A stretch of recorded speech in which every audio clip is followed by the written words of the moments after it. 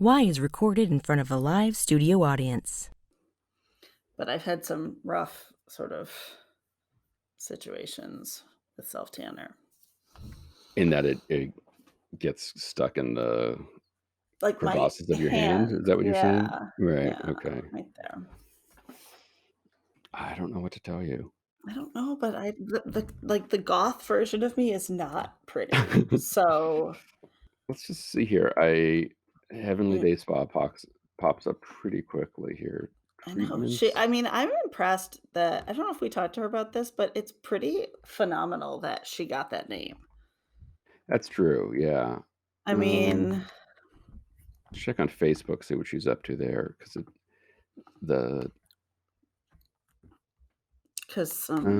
let's see here. She's got a new phone. Happy Halloween. Don't be spooky. Wax your coochie. That's awesome. I want a t-shirt that says that.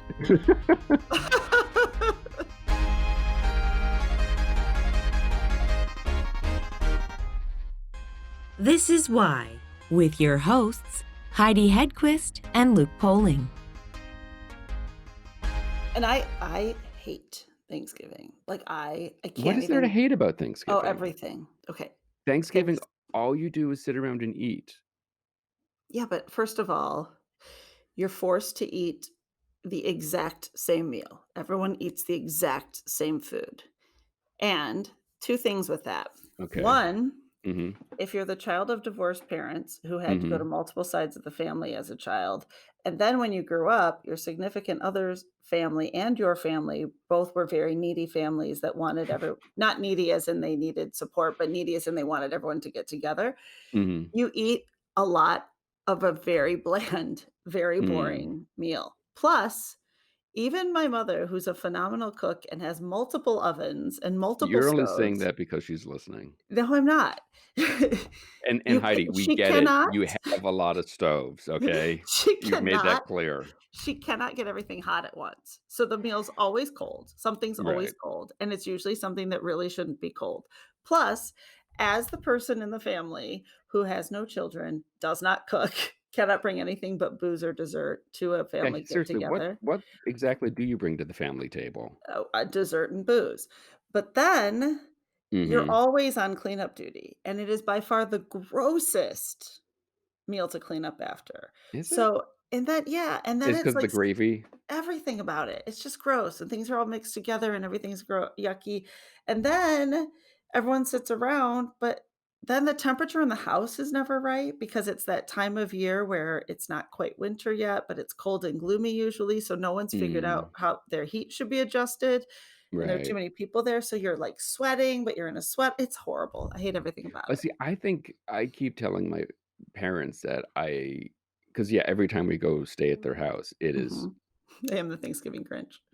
That it's super hot. And I always have just attributed that to the fact that their bodies are slowly shutting down. But this is, you think it's something, I've said it to their faces. I'm not like saying this. My mother is going to be much happier with me than your mother with you on your comments on the show. Growing up in Liverpool, working there, did you ever go to the Cavern Club? Oh, yes. That was many years later, of course. Right. Because that was, in the 60s, I used to go to the Cavern Club. I worked across town at a gambling company called Littlewood's Pools, football pools, where people bet on football teams on paper and mailed them in. And I worked for the personnel manager in one of these 8 buildings that Littlewood's had. And once we heard about the Beatles, they were very famous in England and Sweden and whatnot before they ever came to America, when the real fame began once they got on Ed Sullivan, Right. But in the early days, I used to sneak out in my lunch hour and go across to the Cavern. And it was a real scruffy, sweaty, smelly place. So had the band been to Hamburg at that point, or were they still? Oh, yes, they used to. Well, the early days, they started, when you get to the second book, the one I've just published, it's got all the dates. I can't always remember everything off the top of my head. Because I'm almost 91 and I get a bit flummoxed, I'll be 91 in 5 weeks' time. So I'm really capitalizing on that when I do anything wrong. I say, well, I'm an older person, I can't remember. But yes, they started going with the first alleged sort of manager that they had, Alan Williams. He ran a couple of little clubs locally, and he booked them to go. And he said, let's take you to Germany. We go in my van. And they hauled this van up onto the ship and sailed across to Germany, well, to France, and then drove to Germany. Because he'd already done one or two bits of business there with other bands. And they were in these real scruffy little rundown bars, and one was a cinema, the Kino Cinema was the first place they played at. And when they got there, they found they were sleeping on just mattresses on the floor behind the screen of the cinema. Right. And really tough. Yeah, they played about 10 hours at a time with maybe an occasional 15-minute break. But they all reckoned that that's where they began to realize if they wanted to be stars, how hard they were going to have to work and, you know, get themselves in shape. And of course they did eventually, especially when Brian Epstein came to the scene, you know. Yes. Yeah. Tell us a little bit about Brian and your experiences with him. Oh, Brian was a thorough gentleman. And I think he was quite shocked when Alistair Taylor, who was his assistant, they worked at his father's record store nearby. It was called NEMS, North End Music. And before that, his parents had had a couple of piano stores and a furniture shop. And then eventually, when this pop music started coming over from America, the guys on the ships were bringing records home, and it was getting popular. So the Cavern had already opened by then, and the boys used to play lunchtime sessions, and they were really undisciplined. You know, they'd have bottles of beer and cigarettes in hand, flirting with the girls and all that. And of course, when you first went in, there were rows of chairs across, but once the kids came in, oh, to hell with that. They got rid of the chairs so they could do the Cavern stomp, as they call it, you know. And it was just great fun. And there was no booze, no cigarettes. There was only soft drinks. And funnily enough, Cilla Black worked behind the counter giving out, selling drinks. You know, she was my gosh. Girl. Yeah, I love it. When you think years later. Yeah. Yeah. Wow. Can you talk a little bit about how you first met Jim McCartney? Yes. Well, I was a widow with Ruth, whom you saw a few minutes ago. She was 4 when my first husband was killed in a car crash. And times were pretty tough, you know. And one day, my sister, Joan, who was 5 years older than me, she was in a shop in Liverpool, in a grocery store, I think it was. And a man came rushing in. He said, sorry to interrupt everybody. I'm late for a funeral. Where is Broad Green Cemetery? And my sister spoke up and she said, oh, if you go out of here and turn left, and gave him the directions. And he said, you're not Angela, are you? And she said, no, but I've got a sister called Angela. He said, because you sound just like her. My wife and I used to have a friend called Angela with a little girl. She said, yes, that's my sister. So he gave her his phone number. He said, oh, I've got to rush. I'm really late. Get in touch. So I did. I called them. And she turned out to be Jim McCartney's niece, Bet Robbins. And that was her husband, Mike Robbins. So it was just pure happenstance, one of those things, you know. Gosh. And we got in touch, and she invited me to come over and stay at her house on the other side of the Mersey from where I was. And I went with Ruth, put her to bed for the night, and we chit-chatted and caught up on, you know, all the news from the old days. And she said, oh, you must come and meet Uncle Jim. And I said, why? Who's Uncle Jim? She said, you don't know about Uncle Jim's boys? I said, why? And she said, well, Paul is Paul McCartney, which, of course, was quite a big deal by then. Yeah. And Michael is Mike McCartney, and he was in a satirical group called the Scaffold, and also making a name for himself.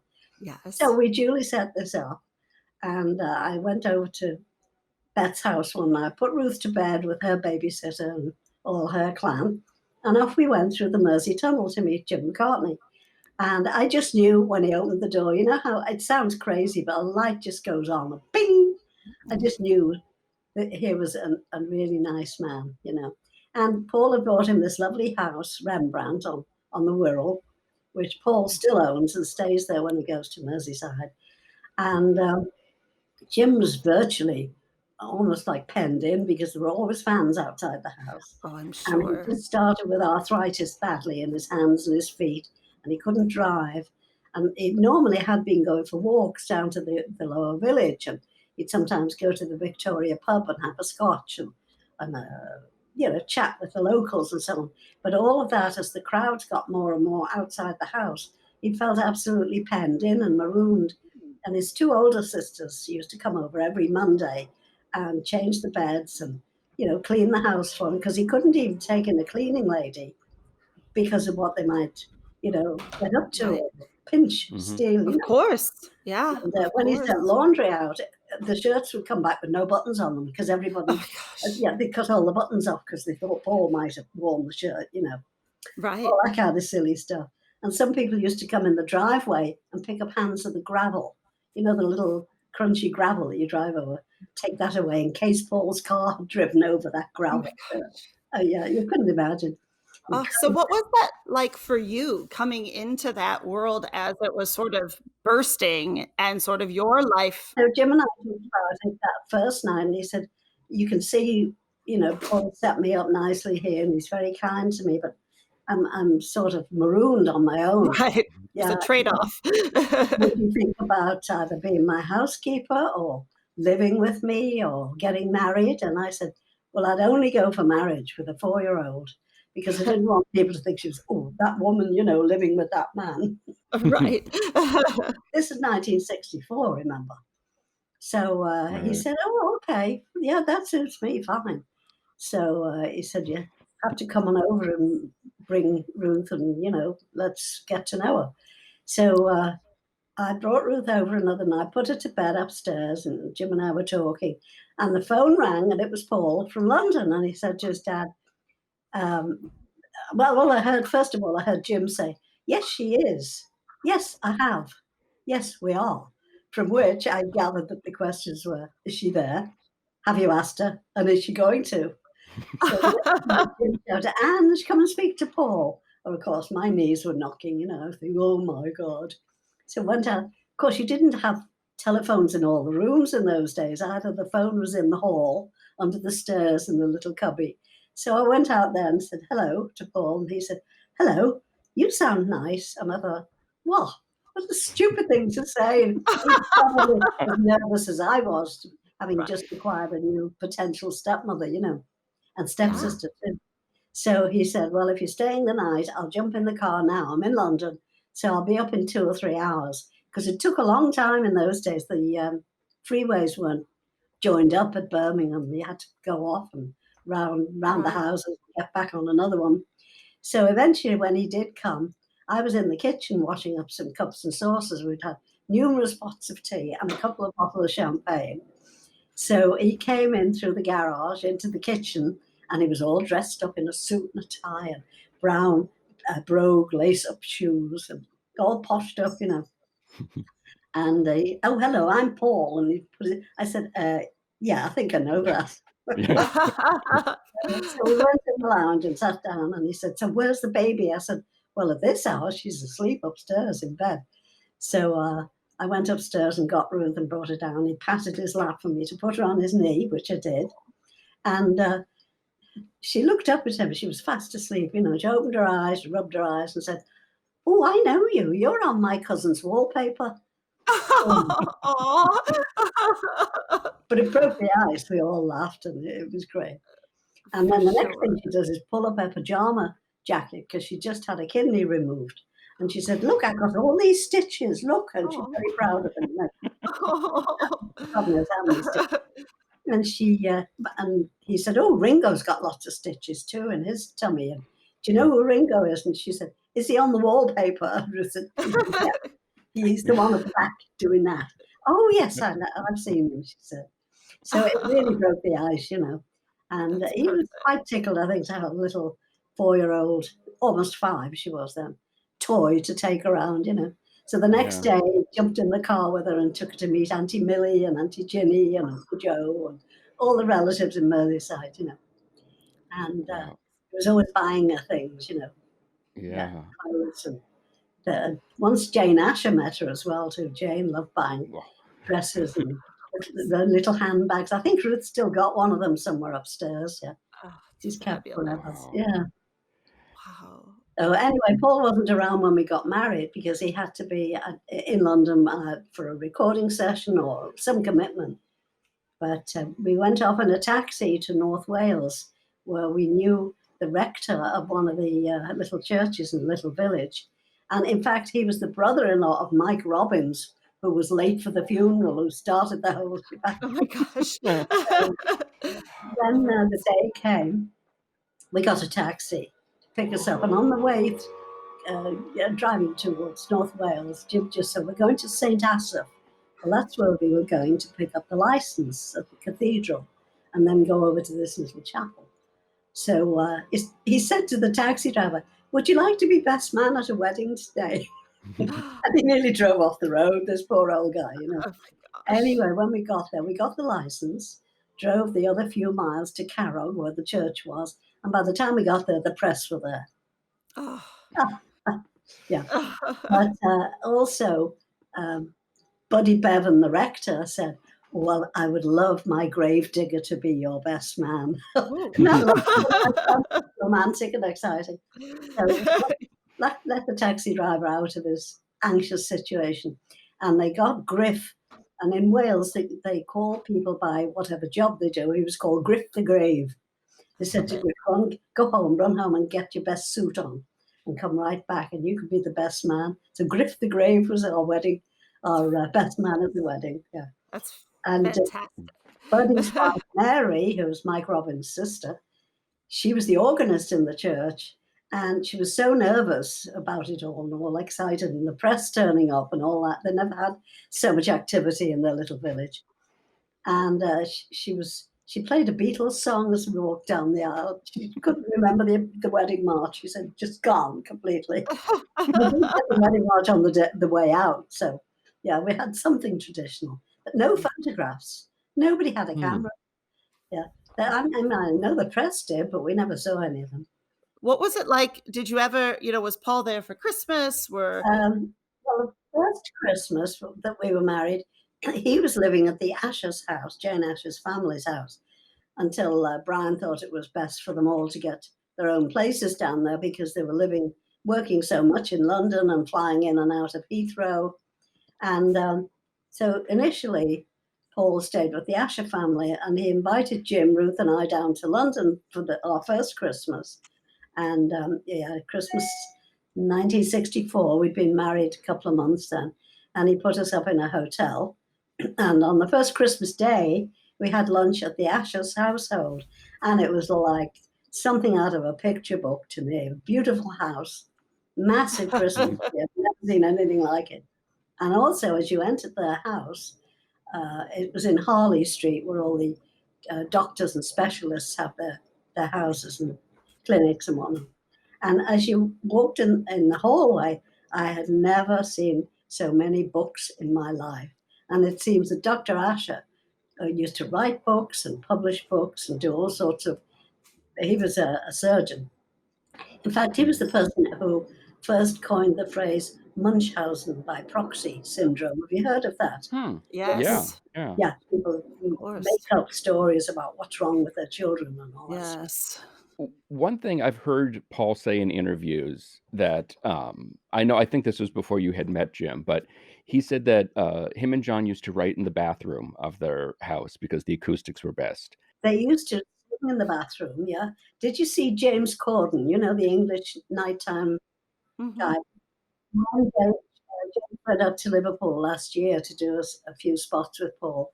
They went to 24th Road, which was the last ordinary house that Paul lived in with his dad and his brother.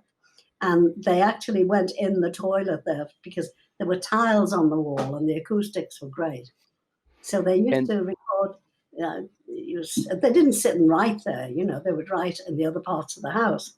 Mm-hmm. But when they wanted to try vocals, they would always try. And I think John used to at his mother's house too, because for the most part, there were small spaces, tiled, and of course with the porcelain of the toilet and the sink and all that and the bathtub, it just seemed to help to, I don't know what the sound balance was like exactly in those days. Probably vastly different to what we're accustomed to now, but they seem to feel that they got the best out of it. Yeah, it's very true that he and John would go and sing and strum the guitars in the toilet. Well, the thing I was going to ask you was, Paul said that him and John came out and said, "We've written this new song," and played "She Loves You, Yeah, Yeah, Yeah" to Jim, who said, Yeah. "It's a great song, but I think you need to set a better example for the kids, and that really you should be using proper English." The acetate home in the middle of the night, and he's got us up out of bed to listen. And what do you think? And Jim said, I think it's a great song, son, but that yeah business. I mean, you're not an American, you're English. It should be yes, yes, yes. So he did say that. That's true. Oh, oh yes, definitely, yeah. And funnily enough, when February came around and the boys were filming Help, and they went to the Bahamas, and Jim said to me, we've been married since November and we haven't had a honeymoon yet. Where should we go? I said, oh, I've no idea. So he got on to Alistair Taylor in the London office. Alistair was Brian Epstein's assistant. And he said, any ideas, Brian? He said, well, why don't I send you out to the Bahamas and you can watch some of the filming of Help? So we thought that was a great idea, and off we went. And during that time, Ruth had her 5th birthday. And the chef at the hotel where we were staying was German, and he made her a cake with actual insect beetles on it. Yeah, and huge fan. Happy birthday, J-A-H. He was trying to say, yeah. And he didn't have a camera. Oh, what a damn nuisance. Wouldn't we have the photographs now? So, Yeah. I mean, obviously, anything to do with the Beatles is considered by so many to be sacred, and they're looked at these musical gods who never stepped a foot wrong. But to you, but John was this guy who taught your daughter how to ride a bike. I mean, That's right, yeah. How was he as a bike teacher? Was he good? I don't know. I was in the kitchen doing stuff. I wasn't going to be watching her going head over heels over the handlebars. I left them to it in the back garden. But yeah, she loved him. And he used to sit on the end of her bed at night and tell her ridiculous stories, what kind of books he wrote and what a master of words he was. And she had a teddy bear, which she still has, by the way. It looks like he's been through several world wars. He lives on the chair upstairs in the corner of her bedroom, Mr. Ted. And he also wears a bow tie that used to belong to Jim, my late husband. And John used to get Mr. Ted and sit him on the bed and include him. Isn't that right, Ted? He'd say, and involve him in the story. So Ruth has got happy memories of stuff like that. And Mr. Ted's been around the world with us. He's been to Russia and he's been to Australia and all over the place. One other thing, I think it was George was a big fan of Jim's Custard, and Jim had showed you the secret to this. Oh, I know, yeah. What's the secret? Huh? Oh, I'm not telling you the secret. Oh, come to my house, I'll make it for you that way. Ooh, okay, I'll be there Tuesday. Yeah. We will. We've been known to take up those invites. Yeah, Jim could make custard that didn't have a skin over the top of it. It stayed. The best. I know how to do that. It's very easy, but I'm not going to tell you. Paul apparently wrote Blackbird and then dedicated it to your mother. Is that the story? That's right. Yeah. Yes, he'd evidently been working in the studios and came up to his dad's house to where we lived on Merseyside in the middle of the night, as he always did. And he came in and wanted to talk to somebody, and Jim, Ruth, and I were all fast asleep. And my mum was staying with us. She was recovering from an illness. She was in her 80s, and she had pneumonia and bronchitis a lot, and so on. And Paul had said at one stage, why don't we send an ambulance and bring her through the tunnel, and she can stay with you, and it'll give your sister May a break, and, she can you can look after her and make a fuss of her, which we did. And then one of these nights, Paul came home late. He was looking for somebody to talk to. He wanted to let off steam, and he tapped on the back bedroom door and he said, Edie, are you awake? And she said, well, I am now. So he went in, sat on the bed, and they chatted, and he was saying, how do you sleep? And she said, oh, not bad, but when I can't sleep, I sometimes listen to the the flaming blackbird that sings all night. And he said, what blackbird? And she said, oh, about midnight or 1 o'clock, it starts to sing. It sits on the roof of the greenhouse just outside in the garden. So Paul ran downstairs and he got his brother Mike's Grundig tape recorder. And it's a big reel-to-reel clunky thing. You remember those huge tape recorders in those? Yeah, absolutely. And he sat on the end of Mum's bed and opened the casement window wide. And sure enough, eventually the bird started its nightly concert. So he recorded it. And that was the end of it as far as we were concerned for a long time. And eventually he went in the studio and wrote. He'd been noodling with the song for a bit, finished it off. Yeah. And in the studio, on the actual studio tape, which I still have, he says, this next one's for Edie. It's called Blackbird. And he did a couple of false starts, and about the third time, he said it each time. And, I still occasionally get it out and listen to it. Did you ever get down to London to see them work in Abbey Road? Oh, yes. Well, we used to go downstairs at Paul's house in Cavendish Avenue quite often. And because I had Ruth and put her to bed at night, Jim would go around to Abbey Road occasionally with Paul. It wasn't far away. It was just a couple of streets away. And he'd go around and listen to them, watch them recording. Yeah, he used to come home and say to me, we had some smashing cups of tea down there. So he was more excited about the tea than he was about the music. But everything was so much different in those days. And but no, I know that he thoroughly enjoyed. And we went to see 1 or 2 concerts. When I say see, you couldn't hear anything. You could only see because of all the screaming. And your ears would be throbbing for hours after. Your whole life story. You marry a guy, you fall in love, you marry a guy, and you're suddenly whisked up in this whirlwind of fans and Beatles and love and Hard Days Nights and Help. How would you say your life has been, having been spent in the company of the Beatles, fans of the Beatles? Yeah, I've made lots of friends all around the world, and I still have.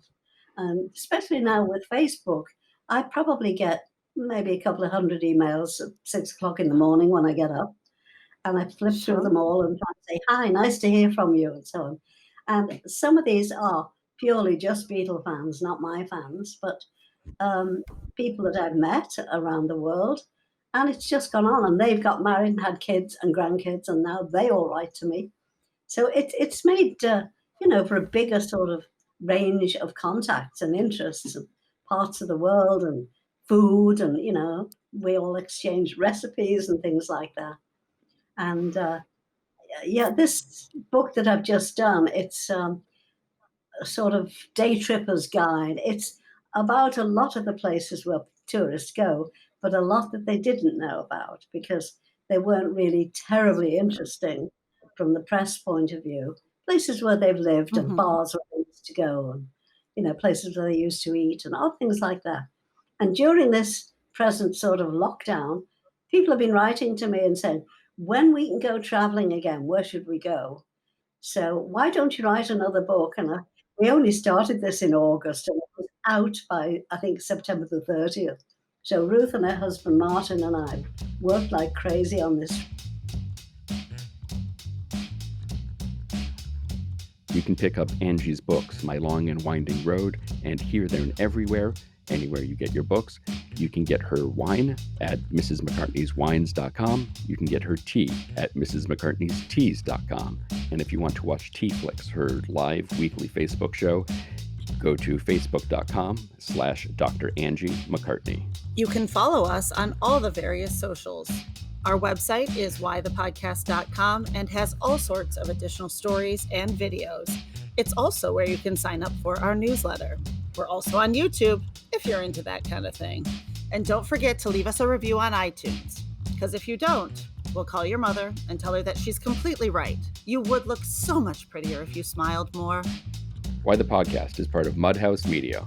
Today's show was produced by myself and Heidi Hegquist. Our reluctant executive producers are John Sauvé and Sandy Stone. Our willing executive producers are Rachel Allen and Randy Jeanette. Our graphic designer is Samantha Mustonen. The theme song was performed by the Electrosynth-O-Magnetic Polyphonic Orchestra. This one's for Philippe. Thanks for joining us. Flash, We're coming home.